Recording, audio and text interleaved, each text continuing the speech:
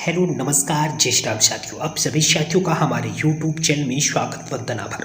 साथियों, RPF constable SI की शानदार जीकेजीएस का प्रैक्टिस टेस्ट आपके सामने है। साथियों, टूटने लगे हौसले तो याद रखना कि टूटने लगे हौसले तो याद रखना कि बिना मेहनत के तक तो ताज नहीं मिलते। ढूंढ लेते हैं अंधेरों में मंजिल, ढूंढ लेते हैं अंधेरों में मंजिल अपनी, क्योंकि जुगनू कभी रोशनी के मोहताज नहीं होते। जी हाँ साथियों, लगातार मेहनत करने का समय है, मेहनत करते रहिए। नोटिफिकेशन 15 अप्रैल को पब्लिश कर दिया जाएगा। जी हाँ साथियों, लगातार जबरदस्त तरीके से मेहनत करते रहिए। आपके सामने पहला क्वेश्चन है आज के इस प्रैक्टिस टेस्ट का।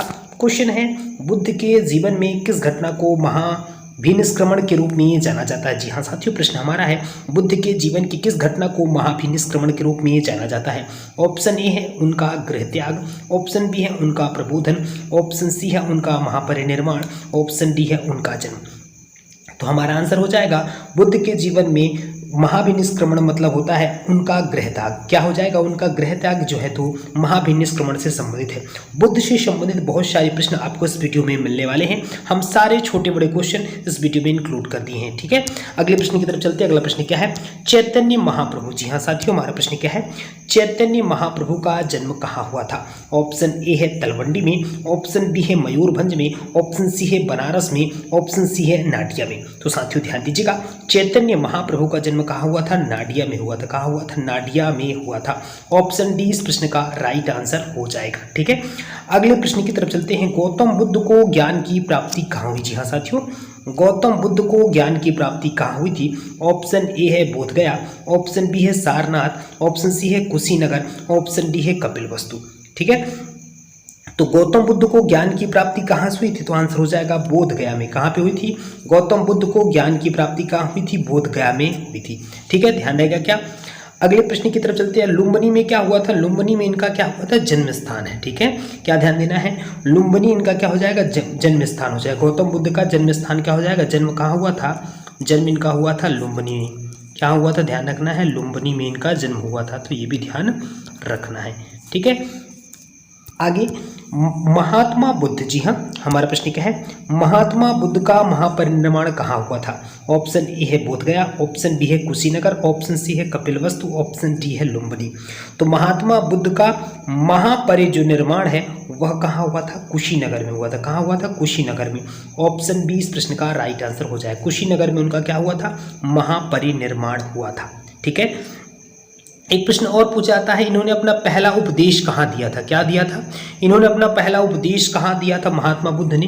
तो इनका जो पहला उपदेश है, जन्म हमने बता दिया कहाँ हुआ था, जन्म इनका हुआ था लुम्बिनी में।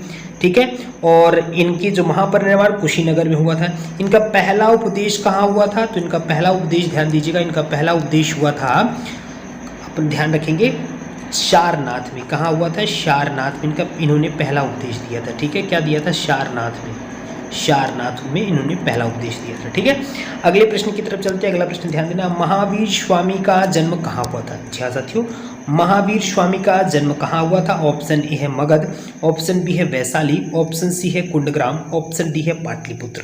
तो महावीर स्वामी का जन्म कहाँ हुआ था, तो कुंडग्राम में हुआ था। कहाँ हुआ था, कुंडग्राम में महावीर स्वामी का जन्म हुआ था। ठीक है, महावीर स्वामी कौन थे, जैनों के 24वें गुरु। क्या ध्यान रखना है, जैनों के 24वें तीर्थंकर कौन थे, जैनों के 24वें तीर्थंकर कौन थे, 24वें तीर्थंकर कौन हो जाएंगे, ये अपने हो जाएंगे महावीर स्वामी। ठीक है, ध्यान रहेगा क्या। अगले प्रश्न की तरफ चलते हैं। अगला प्रश्न क्या है, मगहर नामक स्थान किस महापुरुष से संबंधित है। जी हाँ साथियों, मगहर नामक स्थान किस महापुरुष से संबंधित है। ऑप्शन ए है बुद्ध, ऑप्शन बी है गुरु नानक, ऑप्शन सी है कबीर, ऑप्शन डी है महावीर। तो ध्यान दीजिएगा, मगहर नामक स्थान किस महापुरुष से संबंधित है, तो आंसर हो जाएगा कबीर से संबंधित है। मगहर किस महापुरुष से संबंधित है, कबीर से संबंधित है। ऑप्शन सी इस प्रश्न का राइट आंसर हो जाएगा। ऑप्शन सी इस प्रश्न का राइट आंसर हो जाएगा। ठीक है, ईसा मसीह का जन्म कहाँ हुआ था। जी हाँ साथियों, ईसा मसीह का जन्म कहाँ हुआ था। ऑप्शन ए है बेथलाहेम, ऑप्शन बी है बेबीलोन, ऑप्शन सी है एब्रे, ऑप्शन डी है बेरूत। तो ध्यान दीजिएगा, ईसा मसीह का जन्म कहाँ हुआ था?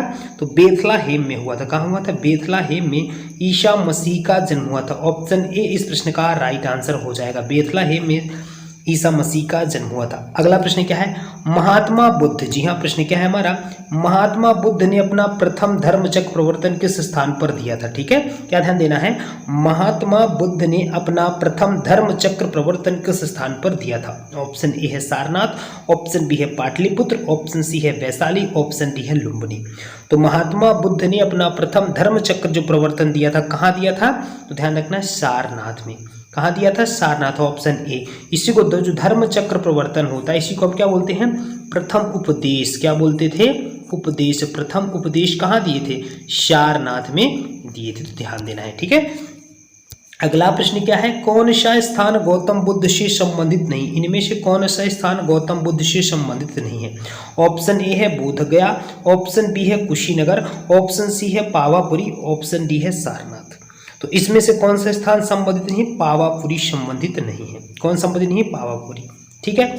अच्छा, बोध गया में क्या हो जाएगा? इनको ज्ञान की प्राप्ति कहाँ हुई थी? तो बोध गया में हुई थी। कहाँ हुई थी? ज्ञान की प्राप्ति क्या हो जाएगा? बोध गया में। अच्छा, कुशीनगर में इनका क्या हुआ था? सारनाथ में इन्होंने पहला उपदेश दिया था। क्या दिया था?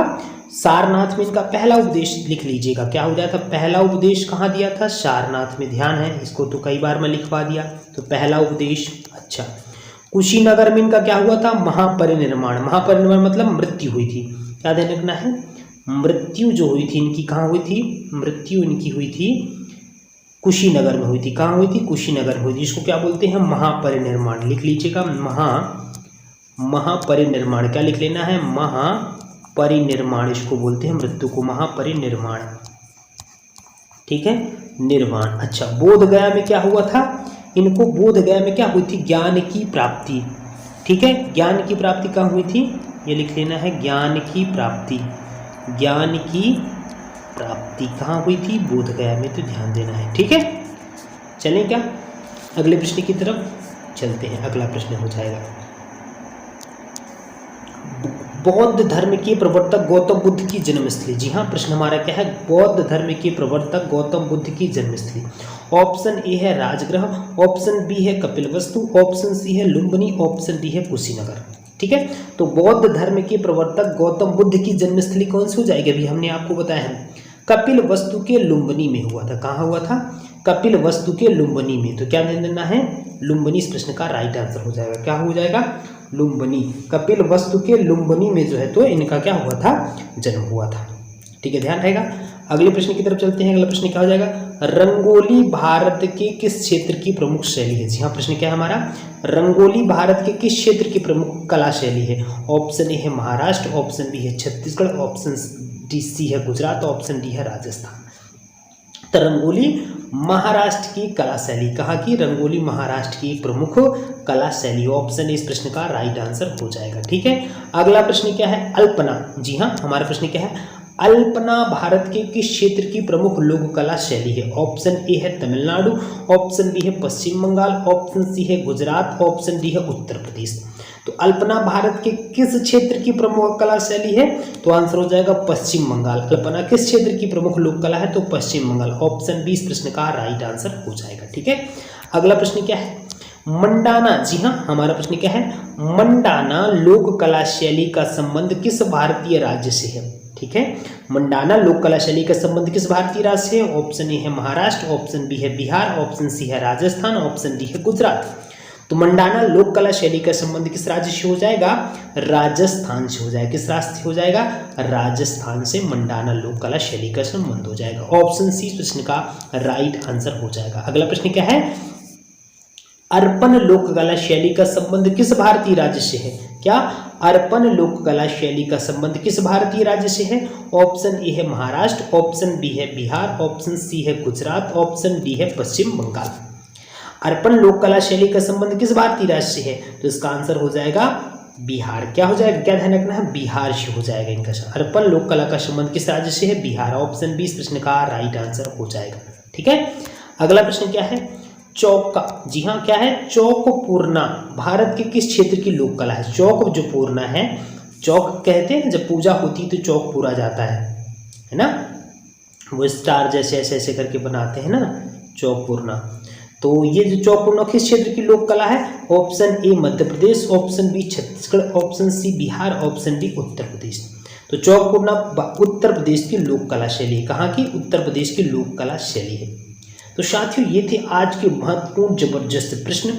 यदि वीडियो अच्छी लगी हो तो हमारे चैनल को लाइक, सब्सक्राइब और शेयर जरूर करेगा। Thanks for watching this video. जय जय श्री राम।